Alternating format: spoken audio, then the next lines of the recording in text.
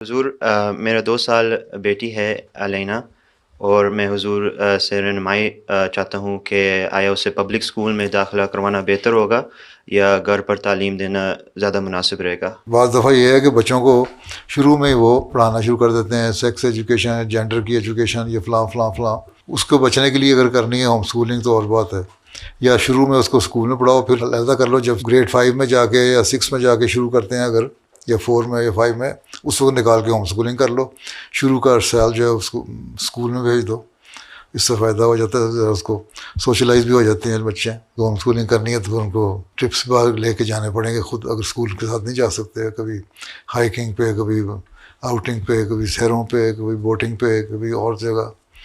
کرنا چاہیے نا، پھر وہ سب کچھ کر سکتے ہیں تو پھر ٹھیک ہے. گریڈ 12 تک تو نہیں وہ سیکس ایجوکیشن پڑھاتے رہتے ہیں، یا جینڈر ایجوکیشن یا اس قسم کی باتیں گریڈ 4 5 6 تک ہی دیتے ہیں وہ زیادہ تر. اسی طرح دماغ پلیوٹ کرنا ہوتا ہے وہ کر لو، دماغ خراب کر دو بچوں کا.